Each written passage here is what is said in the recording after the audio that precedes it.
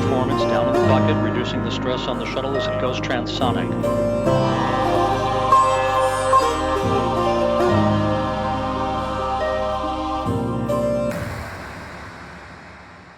Kinda.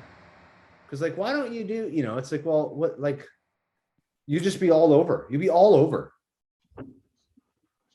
Yeah. I read back- something this morning that was really cool that's sort of related to that. See if I can find it here. But it was a quote about being calm. Give me a sec. Did you guys have calm in your high school, career and life management? Do you have that? In my high school way back when? No. Yeah, you take Did calm class? Yeah. It was just an acronym for career and life management.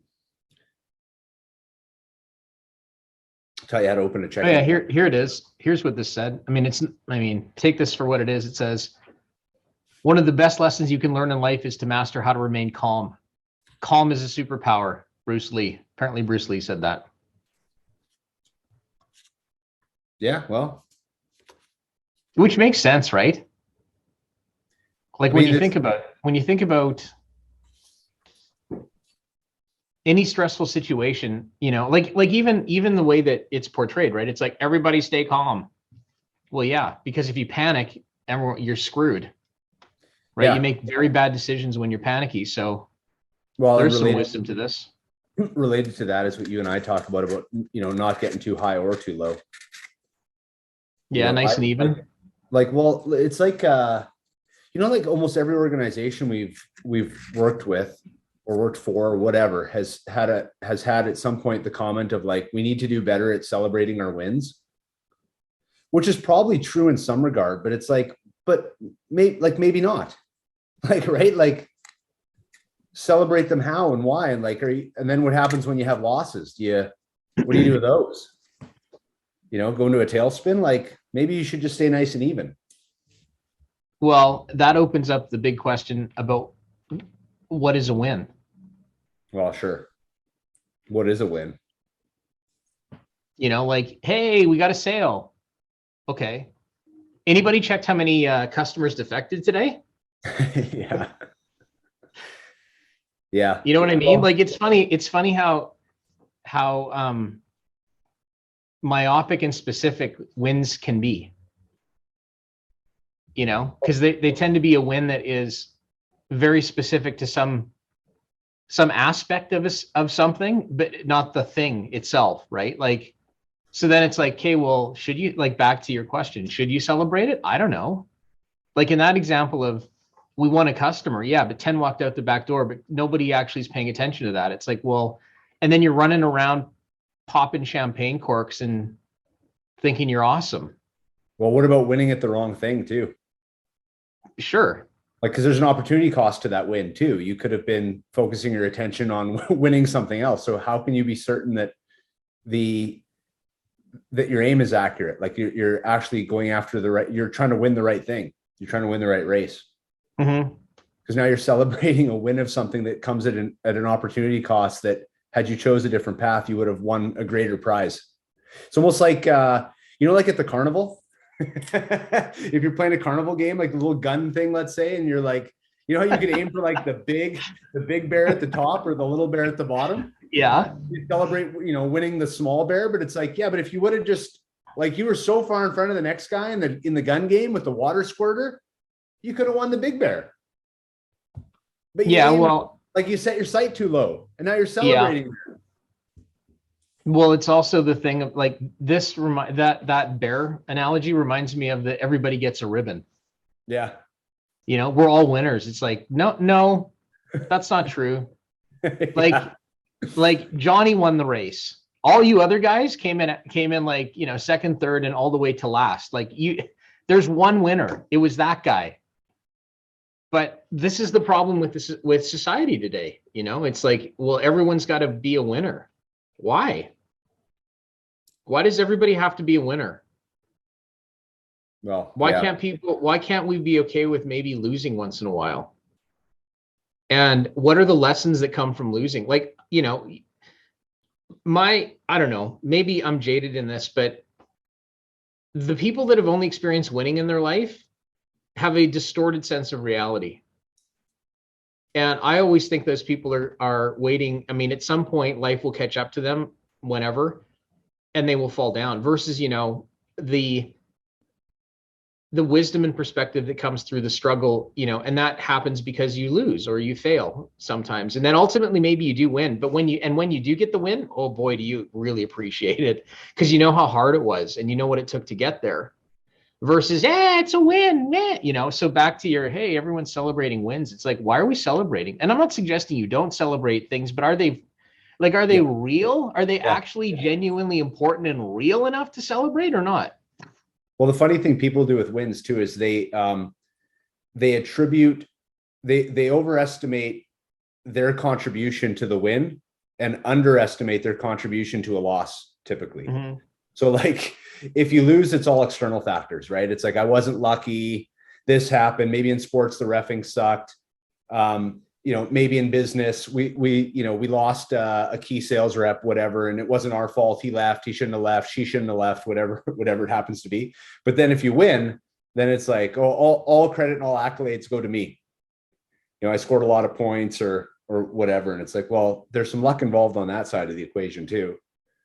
Well, and the other thing I think that happens if all you're focused on is wins and the frequency of them is, again, it's this myopia that happens. You start thinking about only the short term, and then you start thinking about ways to accelerate that. And then you start thinking about compromising principles and values, because now you might be tempted to cheat, or you might be tempted to find a shortcut to the win or something like that. It's interesting. I was having a chat with one of the guys that I'm on a board with about this. Here, I'll show you just putting the thing back in the thing.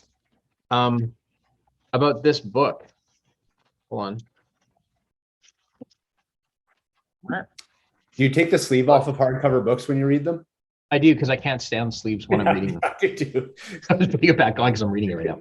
Yeah. So this book, right? And I've told you about this book before, but we were talking about this as it relates to board stuff the other day, and he had never heard of the book, and I said, you got to read this. Like, this Ira Milstein knows more about governance and has done more to probably influence global governance, in a good way because he's 95 than a lot of people. But in this book, he talks a lot about the failures of companies and the failures of the financial system and the failures of stuff. And a big part of it, the whole book is focused on board's responsibility, but a little bit of this again is like, chasing short-term quarterly returns because of pressure from proxy firms like ISS or, shareholders or other interests, and doing the wrong thing for the long run of the company as a whole and for its stakeholders more broadly defined.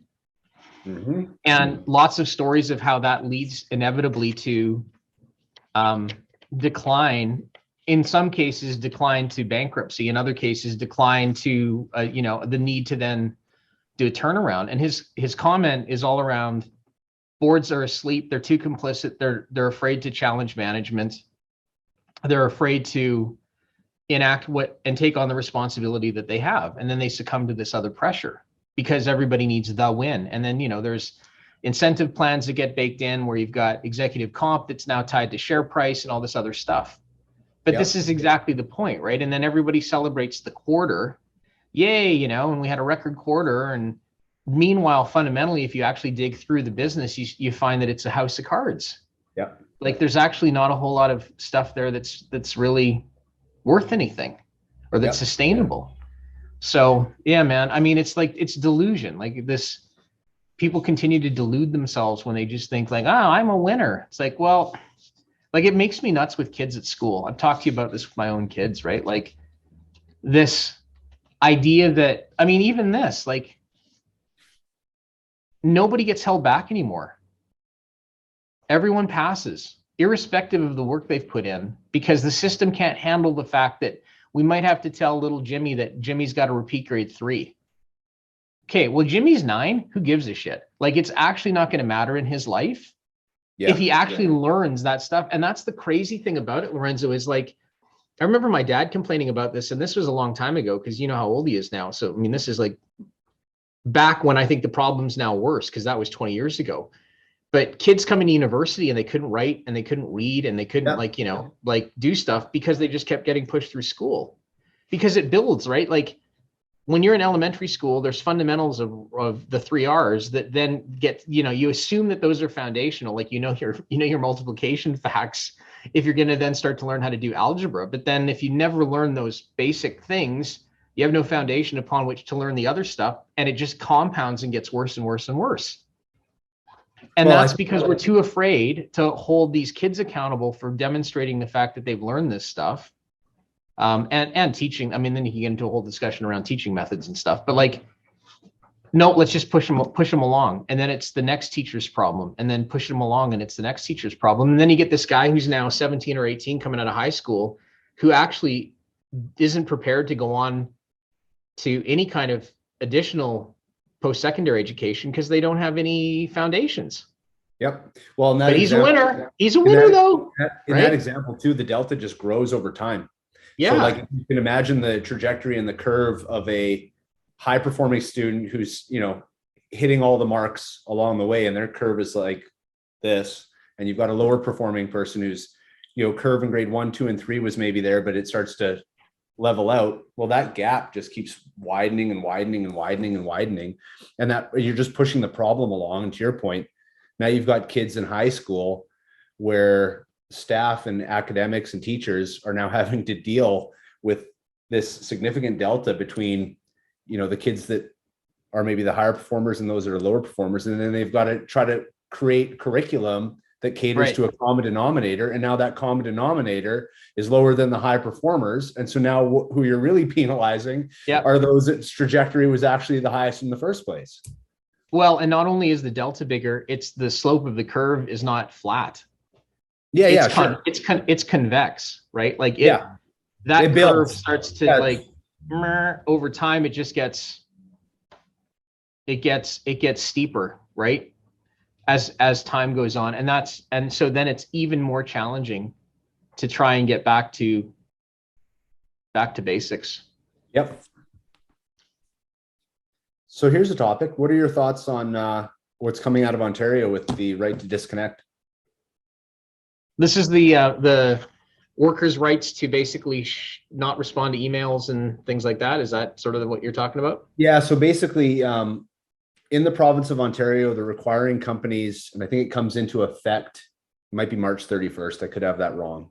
But they passed legislation, I think January 1st. So by March 31st next year, I think, it might even be sooner, companies with more than 25 employees are now responsible for having written policy that basically outlines a right to disconnect. And that right to disconnect could be everything from expectations around emails past a certain time, expectation around emails, phone calls during vacation hours, things like that. And so obviously this could have a trickle down effect to other provinces, to states, to other jurisdictions. The UK's trialing a 4-day work week. Like things are really, probably in large part due to COVID, really in flux with the state of sort of HR and employee relations, which is sort of interesting. But that's the newest one that's come out of, at least out of Canada, is this right to disconnect. Yeah, well, I mean, I get a couple thoughts on that. The first thing I think is, why should anybody need somebody to tell them that they can actually not work in the evening if they want to? Like, I'm surprised at how many people can't set their own boundaries. If we now need to move to a place where it becomes written policy, that's number one. Is, come on, everybody, set your own boundaries. You're a grown up, like, the second is bad managers. Yep. And I mean, I've told you, I know this from experience. I had a really bad manager in my early part of my career that made me work ungodly amounts of hours, as well as the rest of the team, with no boundaries. And we as young people complained. And guess what? The company backed us, and that guy never managed people again because he was crazy. Yep. But I think managers also, like, if managers, okay, let me back up. I think the other thing is companies need to define what the expectations are for their employees based on the culture they want to create and the kind of environment it's going to be. And they should be overt about that. So I've heard people talk about investment banking. It's a grind. And if you don't think it's a grind and you go into investment banking as some kid that's fresh out of MBA school and think it's a 9 to 5 job, it's not. So I think that's an example of an industry where I think most people that go into it know that that's what it is. But if you don't know that's what it is, like, shame on you, because that's what it is. And in that environment, you know, putting a right to disconnect movement together, I think it would be met with like, are you kidding me? That's what this is. Okay. And I think that's fine, because if you have a company that needs that level of intensity and it's well understood and there's compensation that also corresponds to that and people know what they're getting themselves into.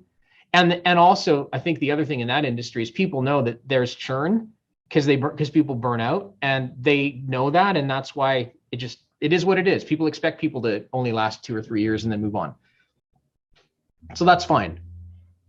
It's the companies that don't have anything like that and don't sort of articulate what they are, which I think are in real trouble, because you should be able to go and find a place that fits with your values and stuff too. So again, if you're a type A and all you want to do is work and you want to find something like that, I think that should be allowed. The worry I guess I have in something like this is, to be competitive in an industry, you need that level of work commitment, and you need that level of, you know, hours and all the rest of it. And now you're not allowed to because some politician in Ontario says you can't. That's a problem. Yeah. But then there's, you know, the other side is, for companies that want to be more lifestyle oriented and values oriented and this, yeah, fine, great. And again, like, part of it in my, like, to come back to the individual, is people need to take responsibility for their life.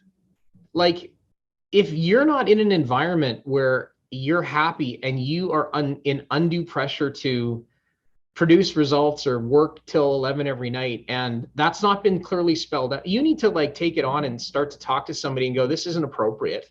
Yeah. And then if the company says tough, then make a decision and have enough courage to go and find something else. So I don't know, this whole thing, I find it like, on the one hand, I find it bizarre that it needs to be spelled out in governmental regulation. I find that so weird. Yeah. Right. But I think it comes back to a bigger theme you and I talk about all the time, which is people's lack of taking personal responsibility and accountability for what's happening in their own lives. Yep. And it's like it's somebody else's problem. It's like, you have the choice. You're the one that's choosing to stay there. You could leave. Yeah, you could leave. Sure. And that might sound scary, but you know, you've left things, I've left things lots of times. And that's because we've had these really broad careers, which allows us to do what we do now. It might be scary the first time, but you have choices. Yeah. I do think though that to your first point about organizations who, you know, maybe require to stay competitive in their industry, folks to work late or be on call or whatever, I think the legislation is just suggesting that should be written in policy so that folks know that. So it's more than just, you know, a fleeting conversation in the interview. It's actually stated in policy. So I think that can still happen, but I'm with you on the, you know, the concerns around, again, this is back to like going back to the lowest common denominator, right? Now it has to be, to stay competitive with the labor market. Now we have to say, you know, don't worry about answering your phone past 5 o'clock. And now, yeah, but here's the problem, which is already less competitive, continues to become less and less competitive globally. I know, but here's the problem with policy though, is, well, the policy is that might be fine today. That might be fine today, might be fine in 6 months, might be fine in 6 years, might be fine in 60 years. But what happens if it's not? And then who rewrites the policy and who's staying on top of those things? Because the minute it's written down as policy, that now becomes the trump card for those that are lazy to now go like, well, but the policy says, and like, that's where I think, again, businesses are dynamic systems that have to respond to a variety of different factors that are happening. And like, it's not always roses. Sometimes there are periods where things are tough and maybe people do need to work extra and they do need to, because they have to accomplish something. Yeah. And the worry I have with, the worry, right. Yeah. The worry I have with this is then all of a sudden the policy trumps, like the policy becomes the guiding thing that everybody takes their behavior from. And it's a policy, like it's not so, And I guess if the policy is like some guiding principles and written as such, maybe that's fine. But a lot of the time you get lawyers involved in this, or you get, these people that are hyper anal that want to spell everything out in this policy document that becomes 60 pages of stuff nobody's going to read. Mm-hmm. That then becomes a barrier to productivity. So the original intent, which I think has merit, I get the reason that this is happening is they want people to have balance, which is a good thing. I agree with that 100%. But this, I know this, like you and I have had projects where we have to work late. I've had projects and things and stuff where I've been up till midnight or 3 a.m. trying to crank it out and get it done. Sometimes that happens. Yep. You don't want that to be the norm, but sometimes that occurs. And I worry about stuff like this becoming unnecessary machinery that gums up the works of the thing and ultimately backfires on what the original intent was, which I think was probably something that was okay, but gets enacted in a very bad way. Your point on administrative burden is an accurate one too. I mean, we both sit on boards. Like, I don't even know how many, it seems like every board meeting I sat on a governance committee on a couple of boards. It seems like every board meeting, or maybe every other board meeting, there's a new policy that needs to be reviewed. And at some point it's like, God, how many policies do we have in this place? And I respect that you need to have them and they're important. But I have had board meetings where the board meeting is taking care of policies and just reviewing policies and sending policies to lawyers. And exactly. Right. Like, let's talk about the organization and improving the performance of the organization and supporting management in their efforts to improve the organization, as opposed to just, checking the spelling on our documentation, sending it to lawyers and filling more people's pockets. But yeah, I agree, man. Like, I think, boards that are sitting there spending all of their time in board meetings looking over policies, like, give me a break, push that down to committees, let them do the work, and have the discipline to ensure policies are appropriately succinct so that, they actually do the right thing. But there's a ton of them out there that are really, really bad. Yeah. But that's not what you should be. That's not what you focus on. You focus on the big stuff, the strategy and what's going on.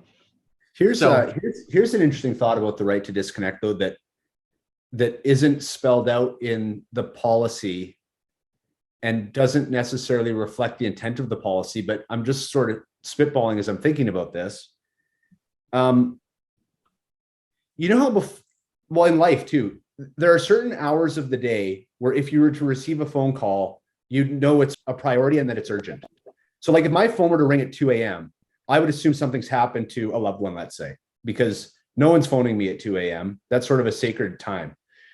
Because we've pushed the boundaries of work to the extent that we've pushed them, you start to wonder if maybe that's having an effect on people's ability to understand what's a priority. Because there was a time earlier in my career when you sort of, like, I started work after university in 2002. You kind of had email, but you couldn't access it very easily from home, let's say, because you had a desktop computer and you had to VPN in and everything else. And you certainly didn't get like a ding notification that an email came in.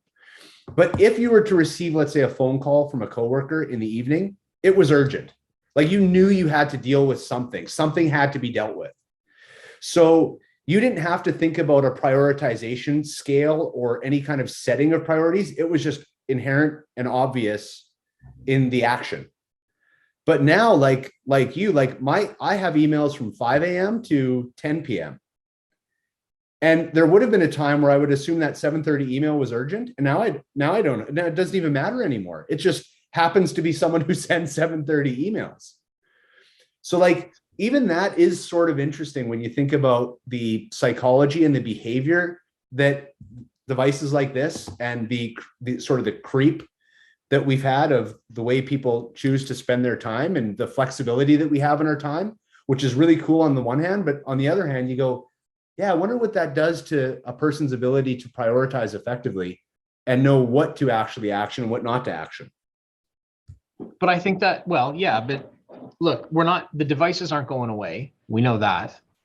The devices aren't going away. The speed at which information gets shared across multiple media and platforms is not going to go away. So it comes back, in my opinion, to the first principle we talked about, which is, how do you want to choose to deal with the fact that you've got all this stuff. Like I get emails. You know what I do with most of them? I delete them. The majority of the emails that I get deleted unless they're from very specific individuals or people or topics that I know I care about that are relevant to me right now. Yeah. And if it's super important, I'll get another one because somebody will remind me of something and then I'll be like, oops, I deleted that one that I shouldn't have. Or I'll get a phone call eventually. But like, I don't give a shit if I get 100 emails in a day. I don't care because I don't care because I know what I'm working on. I know what my priorities are. You know, we know what our priorities are, you and I, when we're doing stuff. So I look for the stuff that's important, and the stuff that's not important, it either gets deleted or it gets put into some sort of, you know, bin that I'll maybe get to maybe eventually. And if somebody needs me more urgently than that, they'll ping me. Yeah. And I think this is, again, back to maybe this is about skills and training. And you and I have just developed a way to do this because of the nature of the work we do, because we work on our own. But like, is that a skill that I've developed over time? Maybe. Is that a skill you have? Maybe. Is it a skill that more people need to be taught? But that also has to get back to culture. Like that's pretty organic. Because I think this. Yeah, but I think this. Like even like I think back to even Finning, right? When I was in an executive role at Finning. I had 400 or 500 emails a day. I didn't look at all of them. You can't. I didn't have time. Yeah, you can't. I was in meetings from like 8 till 6 every day. Mm-hmm. I didn't look at everything, and I didn't have an assistant, as I've told you this. Because I didn't need one. Like I'm not going to also have somebody else decide what's important for me. Yeah. Because how the hell do they know what's important to me? Because they're also not in these real-time discussions where maybe there's something in that meeting that comes up that becomes a major priority, and now I have to make like. It just was, that whole thing is inefficient, but that's a whole thing around the structure of roles, the structure of work, the skills that people have that they can bring to their jobs. Yeah. Because I think a lot of people sit around and worry again, and it's like, oh no.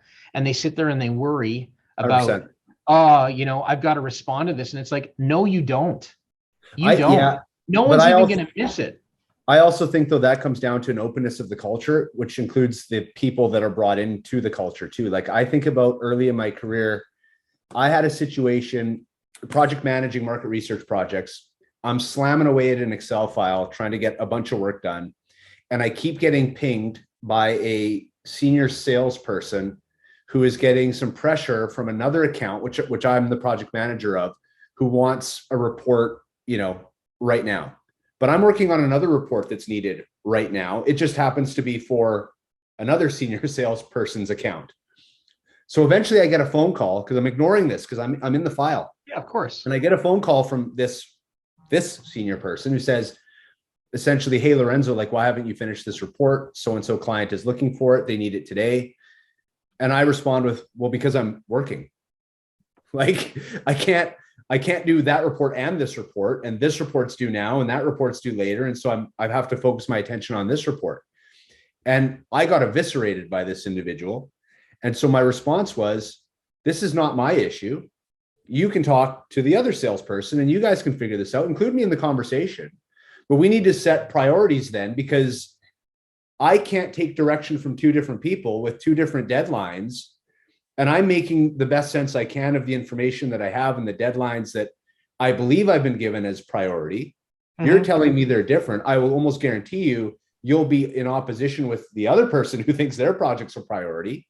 Mm-hmm. I'm just the fellow in the middle trying to do right by the project.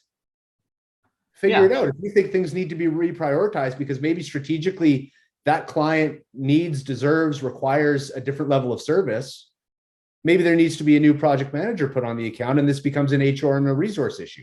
I don't know, but it's not my issue because I'm busy working. And I basically laid it out like that. And she was like, she was mad at me actually, but ultimately it was like, fair enough. Let's figure this out. And we ended up just shuffling accounts around and project management responsibility around to make sure that the clients that needed to be prioritized were getting the right level of service.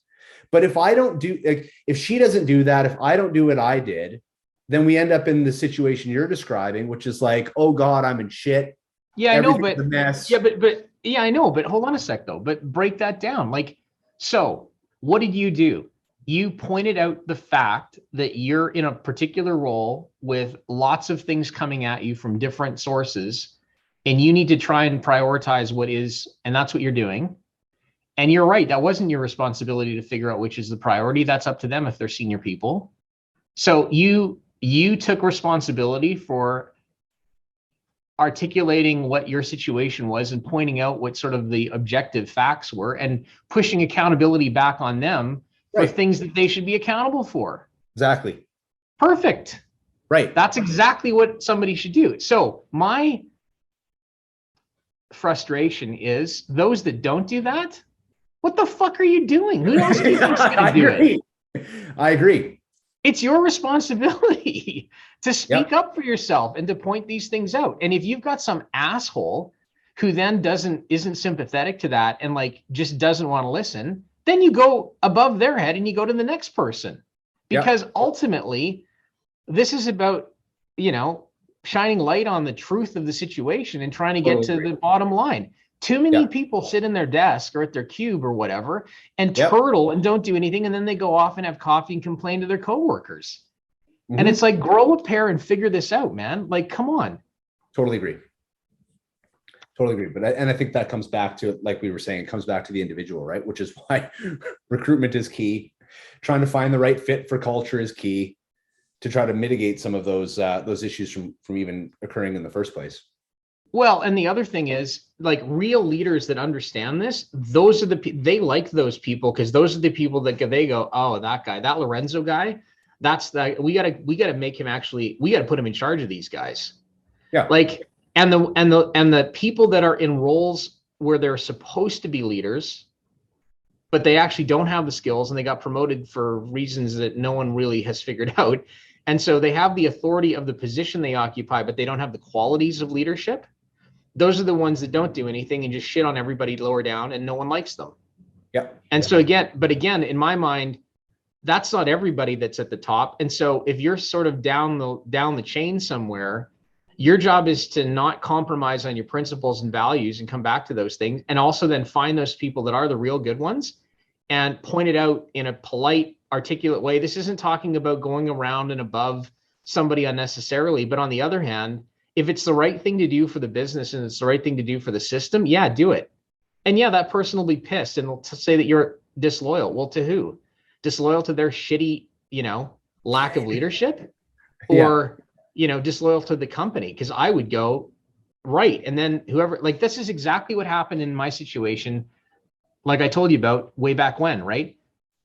I had a direct manager. This is like my boss. This guy was a tyrant. And then I find out from talking to other people on the team that were at my level, he was like that with all of us. And we were like, this is insane. Guess what we did? We went above his head. We went to his boss and we said, do you understand what this guy's putting all of us through? And it's all of us. This is how he's crazy.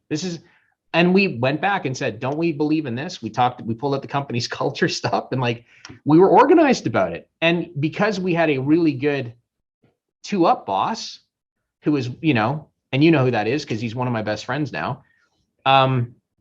He was like, really?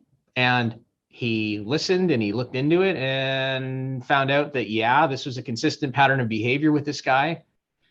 He went to whoever his colleagues were that, they needed to do in terms of having to place somebody somewhere else. And they found a position for him to manage a key account, in a different jurisdiction, but with 0 people responsibilities because he was a horrible people manager. He was brutal at it. Now, did I get in trouble for that? No. Did my colleagues get in trouble for that? No. Did he not like it? Probably. Was his ego bruised? Yeah. Did that maybe strain relationships in, at quarterly meetings and stuff? Yeah, maybe. I don't give a shit. I didn't care because it was wrong.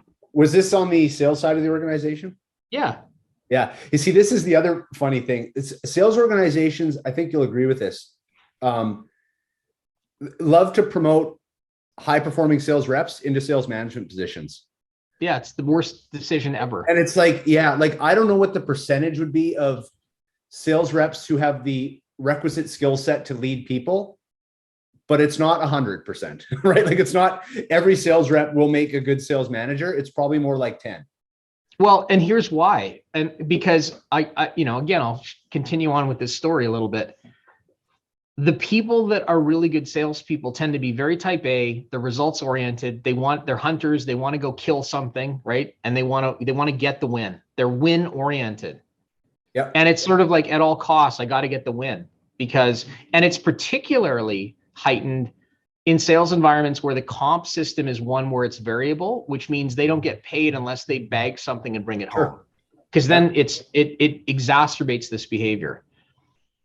Whereas the sales manager that they put in after, her name was Lois. She was phenomenal. She's probably one of the best people managers I've ever worked with.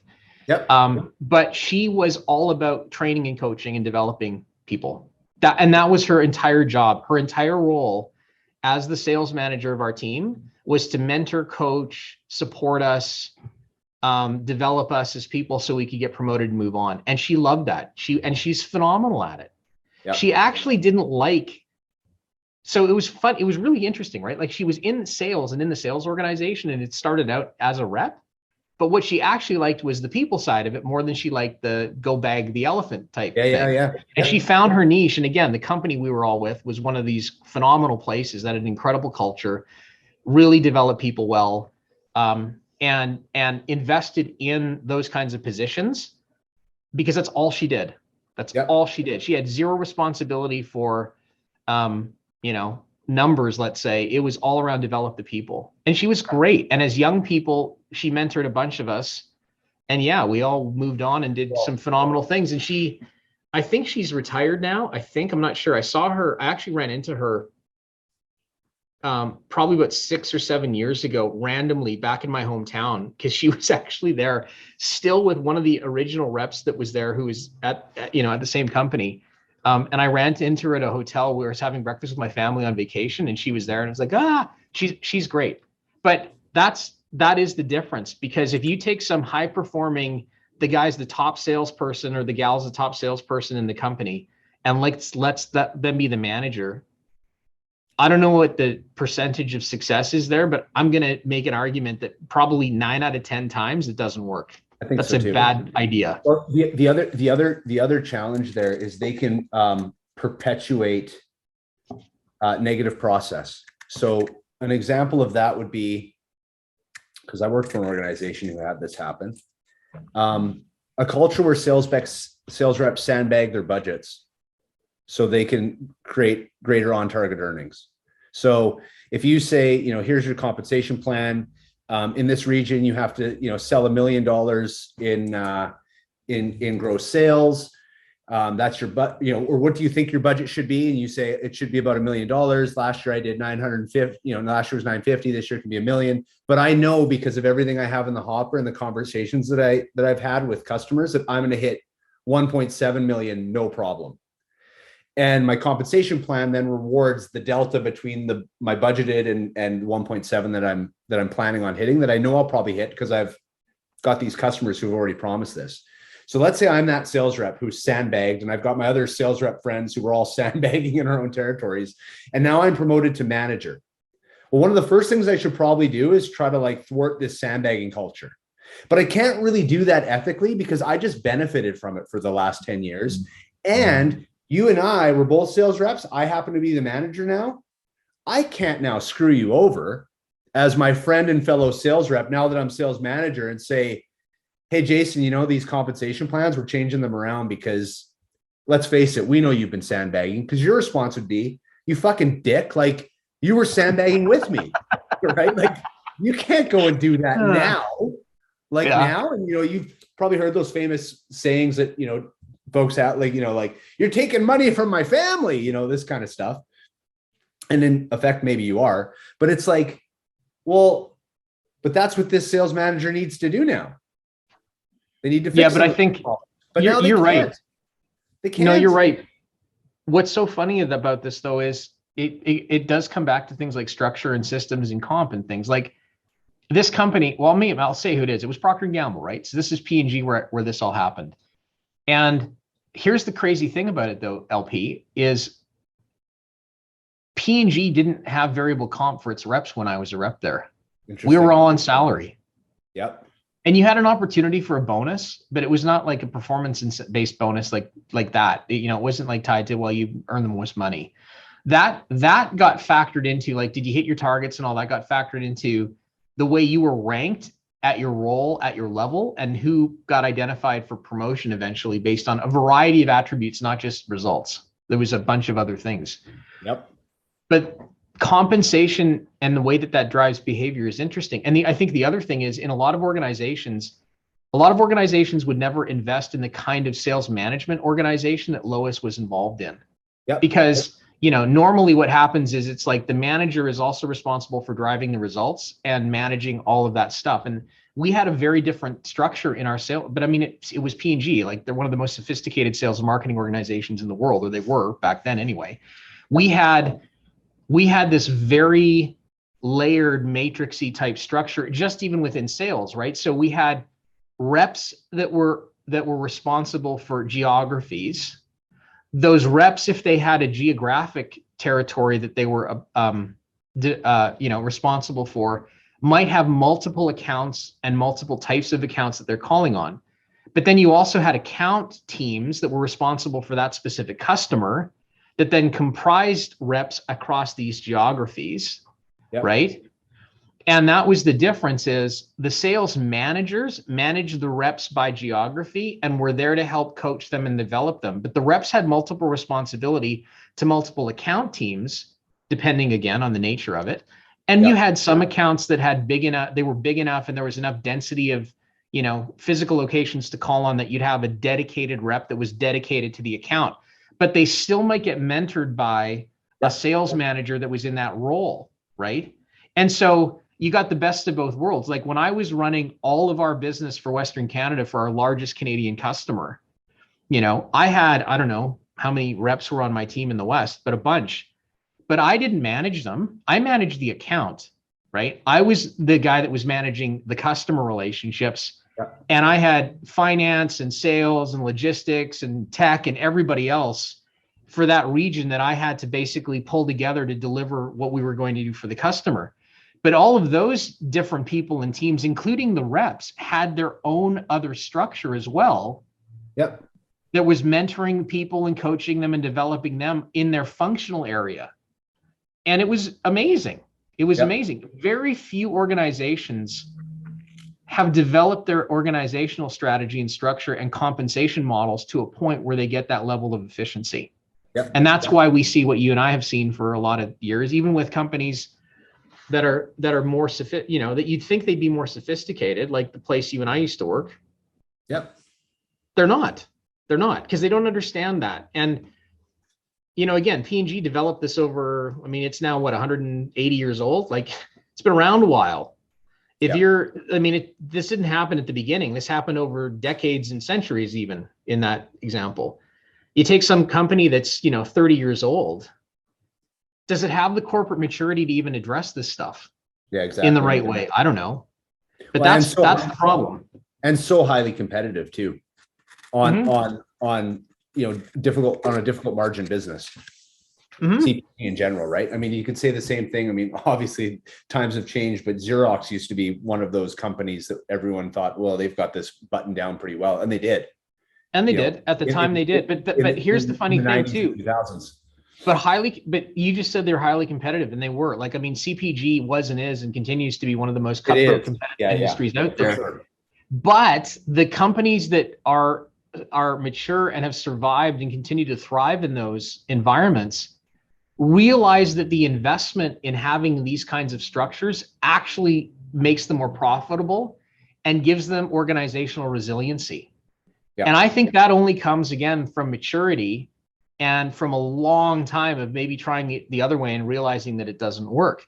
Most organizations that don't have that level of sophistication would look at it and go, we're going to create an entire management structure and function that has nothing to do with, you can hear the accountants saying this right now, right? Well, it has nothing to do with bottom line results. They're not tied to any kind of P&L. It's so it works if it's done. Well. We're gonna have a sales operations team that just sits there and looks at data and reorganizes and segments customers and creates new boundaries. It's Yeah, which we also had, right? We also had a group like that, and that was exactly what they did. The entire function of that group, which I was also in at one point and ran a part of it at one point, was exactly that. It was looking at category management, looking at all of that stuff, and it was a bunch of analysts doing work for the account teams to give them intelligence that would make them more competitive, selling against our competitors with other brands, so we could win with those customers. That was their entire job. Hey, it's the reason why the US government loves gerrymandering.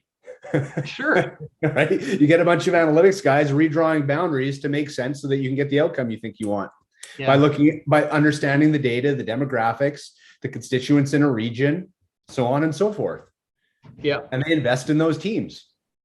And then they win elections, right? But they appreciate that investing in those things could lead ultimately to the winning of an election. And that's this. Right? Investing in those teams ultimately leads to winning the account, servicing the account. And it comes right back down to something you and I've talked about a long time, and a sort of a foundational tenet, I think, that sits underneath all of the strategic work we do, which is this. You know, I ask people this question all the time. What do you think is at the root of strategy? People usually look at me funny, right? And, you know, as you know, like, my belief is at the root of strategy is intelligence. You have no strategy if you have no intelligence, because if you have no intelligence, you're guessing. So that's not strategy, right? That's just a guess. And if you don't invest in developing that intelligence and taking the insights that come from that and applying that to your strategic decision making, then you're at a deficit. And the other thing about that is, you know, and this sort of leads into a data discussion if we want to go there, is that intelligence also has a shelf life. It may not be valid or good beyond a certain point in time or a certain parameter, because it's evolving. Because again, we live in a dynamic, evolving world that's constantly changing. So if you go by the research report and you think it's great, and then you don't realize that it was based on 6 months ago. Well, 6 months ago isn't today. And in the world, the way it's going, back to tie this into the whole thing around disconnecting and how the speed at which information's flowing, you have to stay on top of that stuff. So companies that don't invest in those kinds of teams, or organizations that don't invest in looking at how they continue to develop and refine their intelligence, are always going to be at a strategic deficit.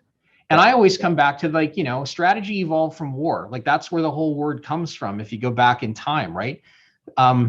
It's a war term that comes back from the Latin and the Greek. Okay, well, think about that. Like, you know, we need to go blow up the bridge. Well, why do we need to go blow up the bridge? Can we blow up the bridge? You know, is anybody on the ground? Have they looked at the bridge? Is the bridge surrounded by like enemy troops or not? How about is there even a bridge? Is there a bridge? That's a good one. So, you know, and like, if you've got that, and then you're now going to put an operate, because that's the other part of it, is like the insights that come from the intelligence lag the action, are in front of the action. The action will lag the insight and the intelligence.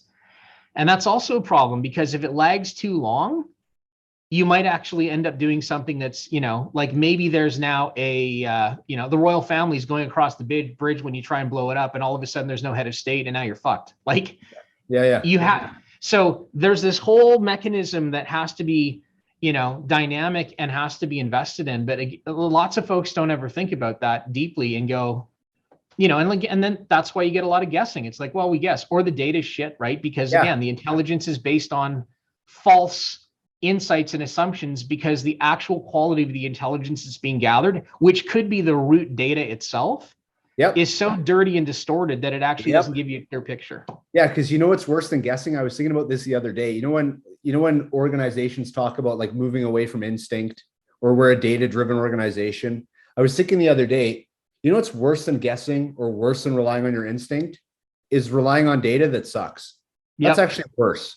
Yeah. You know what I thought about? Like, if you were to draw out like a decision-making tree that was like, you know, operate on instinct, that's actually of higher value, probably, depending on the experience of the people that are operating on instinct. Because I think we undervalue instinct in everything. I think instinct is really actually quite important, but I think it rounds out good data, and good data supports instinct, and instinct supports good data. But if you have shitty data and you don't even know it, and then you argue that you're a data-driven company that's now reliant on that shitty data, that's worse than instinct. That's the worst possible decision-making sort of circumstance that you can have. Yes, but I think the other thing about instinct that ties into this, which is exactly to your point, is somebody that's got the requisite experience can also sniff out the shitty data and the shitty insight because their instinct and their experience tells them it's crap.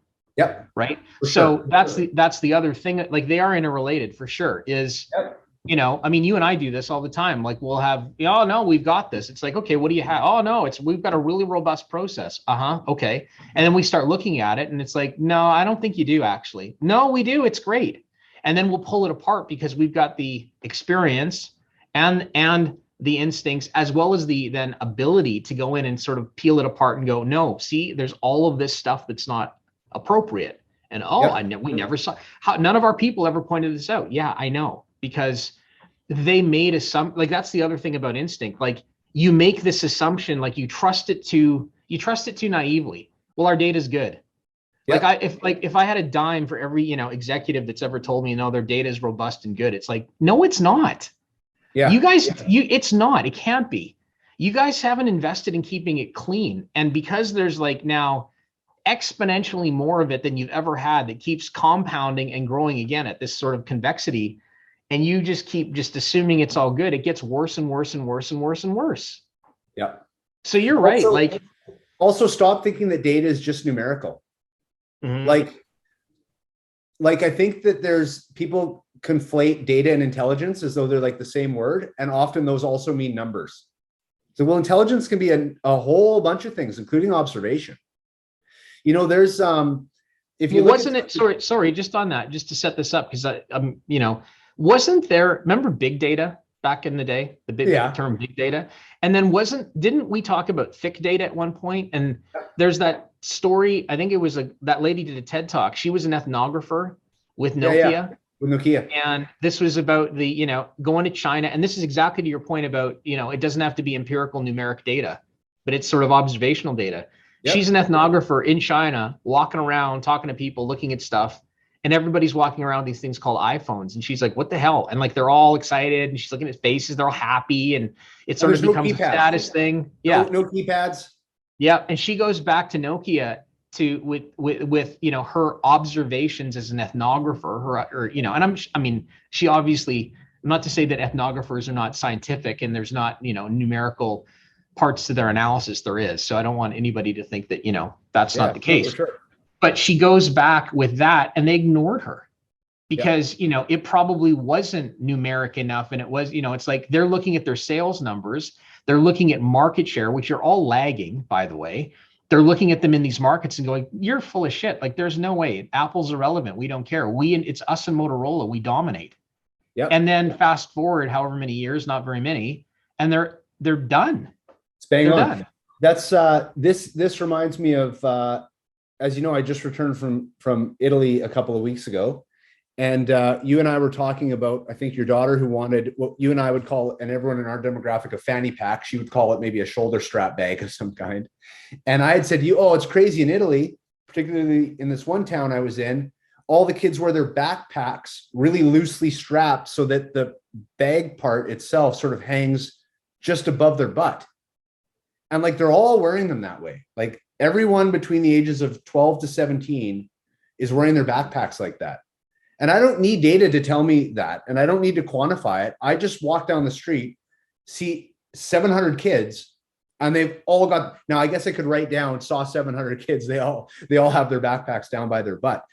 But the point is, if I was just sitting in my ivory tower in an office, looking at just numerical data about the sale of, let's say, Adidas backpacks, and it told me that their market share was declining, all I would have had to do is go to Italy and go, that's because this brand over here, they seem to be making their backpacks with longer straps. Adidas straps are 21 inches. This company's got 27-inch straps. That's the difference. Mm-hmm. Make your straps longer, Adidas. You'll sell more backpacks. Mm-hmm. I just witnessed it. Mm-hmm. 700 kids, right? Totally. So, but that's intelligence. That's how you and I would think of intelligence. Yeah. I think there's a conflating. Well, and again, where's the data? Where's the data? But it's a systems-based view of data and intelligence that you and I always bring versus like sort of, an individual component view of, wow, we're losing share. It's like, okay, well, what what is share derived from? Share is derived from customers doing something and taking a certain buying decision at a thing. Okay, well, let's go understand what that is. Okay, well, and don't just look at what's now. Well, let's go pull the POS data, or like the e-commerce data off of the web. No, let's go look at the customer. Look at the consumer. To your point, right? Go actually watch them. Yeah. What the hell's going on? Yeah. And too many folks sit in the office. They don't get out. They don't actually go and observe and really get in, or they don't engage with the organization. Like even on process change, I find this so funny. You get this war room of analysts and geeks sitting around, at a conference table with computers and models and stuff. And it's like, who actually walked to the factory and talked to the guys making the cars? Anybody? It's like, oh no. It's like, well, what are you doing all this for then? Like, what's it based on? Like, go talk to people, go engage with human beings and see what the hell they actually think. And that doesn't mean throw the other stuff out too, but you've got to it's got to be all of it. It can't just be one of it. It's got to be all of it. What's funny too is we discount it, yet we're aware enough when someone like, let's say Jane Goodall and her, 60-year study of chimpanzees in the wild, like we like she's revered as one of like the scientists in terms of behavioral, natural science of all time. So we give her that respect, but we're not necessarily willing to put in the investment in, similar / related things to get potentially those similar types of outcomes, because for some reason we don't see the ROI there, because it's just like, what are you going to do? Just sit there and stare at chimpanzees for 60 years? And it's like, yeah, maybe. That's exactly what we're going to do. We're going to send a team of ethnographers to sit and stare at chimpanzees for 60 years and take notes about how they're behaving and how they're interacting. Yeah. I want to, I'm going to have to edit this part out because I'm looking for something that I want to tell you about that's related to this. Okay. So I watch a podcast every weekend called On the Margin, which features one of the founders of Blockworks, which is Mike Ippolito, and another guy who's a crypto-based sort of venture capitalist, Mark Yusko. And Mark, they're both really, really bright guys. And Mark is phenomenal on a bunch of different levels, because I think he's got a very developed view of not only financial investments and things like that, but also orgs and stuff. But in this last weekend, they talked a bit about data. And the reason they were talking about it is, the US is, well, not the US, the entire world's going through this sort of inflation problem right now, and everyone's trying to figure out how sticky it is or not, and whatever. And you get the entire sort of global financial system waiting for things like the jobs report in the US, or these things that come out, which are crunched by some department in Washington or wherever they're based, to come out with telling you what the state of the world is. And these two guys were picking that apart. And Yusko at one point talks about some sort of like a job, a number in terms of like, I guess, demand for employees that's sort of based on postings. But his point was the model hasn't changed from the time that you would post an ad in a newspaper to now. And he was saying, like, some of these jobs get listed in every county electronically. Like, it might get posted in 250 counties in the US, for whatever it is. That gets counted 250 times. Yeah. And so all of a sudden you've got this sort of inflated number that says, oh man, the employment market is so hot. There's all these open positions. And it's like, that are inflated by a factor of, like NX, whatever that X is. Like, it's just ridiculous.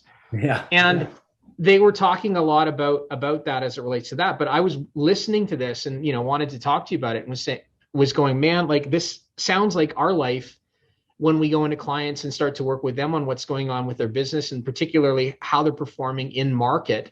And they start telling us things about, their business as it relates to customers and stuff. And we'll go in and go, no. And they're like, what do you mean? And it's like, well, Kate, again, back to look at the source of your data. By the way, the other thing we did is we interviewed a bunch of them. Remember, that was part of the way we are doing this. We went and talked to them, and they're actually thinking about things that are completely different than what you're assuming right now. You're assuming you're good. You're not. They're already assuming that, out of their three, if they have 3 vendors of choice, you're either number 4 or number 5 for 90% of the top, the top, 80% of those that deliver revenue and profit for you. Yep. And they're like, how do you know that? Well, because we talked to them. We didn't just rely on the numbers. We actually went and engaged them. right? Do you remember the conversation we had on behalf of our client with one of their customers, where we found out that our client was their customer's favorite vendor. They love them. Everything about their service was fantastic, except for their invoicing. They delayed their invoicing to the point where it would frustrate their internal accounting systems. And it was reason enough for them to contemplate switching vendors. Yes, I do remember Like, that. just so you know, you might lose this key account, which makes up, 15% of your corporate revenue, because you guys send your invoices 7 days later than the competition. And they were like, yeah, but they love us. Like, they love what we offer them. They love our customer service. They love the product. They love everything. Yeah, but they hate that you send the email with the invoice 7 days later than your competitor does. And that's reason enough for them to leave. It's like, holy shit. So even in that sense, like, the simplest change in terms of a process that is like almost costs nothing, like literally sending any invoice earlier than you had been. Yep. Could But be it's the net effect of keeping or losing a key account. but that's again It's back only to from a thinking. conversation. We just But had a conversation. But that comes back to thinking about what is it that you're actually like. What is the offering? Yeah, And what's I think, value? and I think too What's many the people, value in the offering? well, yeah, but also what is the offering? Like, too many people think this is the offering. Yeah. Like, it's the item. Okay, but there's the item, but then I have to use the item. So how easy is the item to use? Not just on it, but then what if I have to actually engage with your organization after the fact to also take advantage of things in the item? Well, that's hard. What if I want to return the item to the place that I sold it, or that sold it to me? And like, that's the thing, is most of the people that make items are not the ones that sell it to you. Some are, but a lot of them aren't. Yeah. And, sometimes the biggest value, especially in something that's fairly commoditized and you can get it anywhere, is like, I think back to retail, they all sell the same stuff. Why are some retailers successful and others aren't? Well, they all sell the same things. One's easier to deal with. Returns are easier. The experience in the store is better. You can check out faster. You have multiple abilities to pay and transact with them that are more in line with what people want to do now, instead of like, we only take cash. Like, the offering is much broader and has many more facets than just what people usually focus on, which is the technical properties of the actual product itself or service itself. And then they don't worry about, to your point, well, invoicing speed, because these guys want to actually book payables faster, and now you're lagging and you represent a significant amount of their spend, and they are always behind now in their ability to produce their monthly financials. And so because of that, yeah, it's a problem. Well, and also the power dynamic of your customer, right? Like, you might think that that these individuals in the organization have all the power and all the decision-making authority, but then you start to peel the layers back and you go, oh, wait, it's the account payables office that's going to screw this thing up for us. Like, they're the ones that are controlling the relationship with this account. Oh, okay. Well, we didn't spend a lot of time with Joan and Trevor in accounts payable. Maybe we should. Mm-hmm.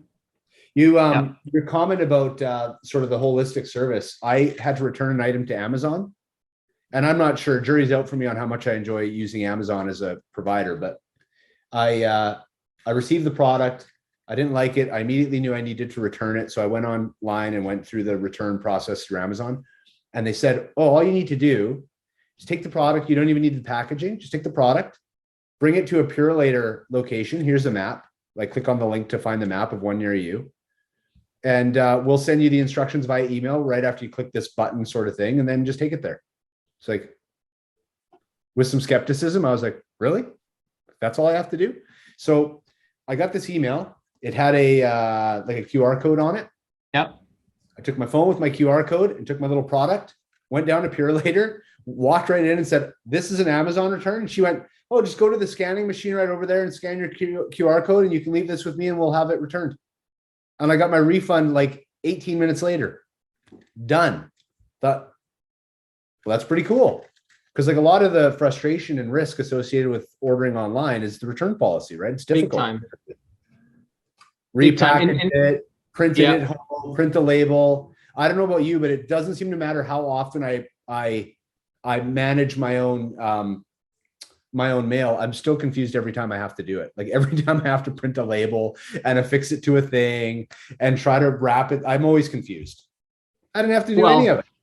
It's so inconvenient for me that I sometimes will, not keep the item. I'll keep it, or I'll try and sell it on Kijiji, or I'll do something like that because I don't want to go through the hassle of exactly what you said. And that's exactly right. Like, I'm going to buy something that I actually haven't seen before. I only see pictures online, and now I get it, and it's actually not what I thought it was. So now I need to return it. Well, Make it easy for me, please, because if you make it easy, I will become loyal to your service, which obviously Amazon's thinking about. Well, the other thing they're doing, like that you and I talked about, is this whole cart, whatever it's called, crazy cart or crazy bins thing now, where I'm sure what happens with Purelator is those items now get packaged up.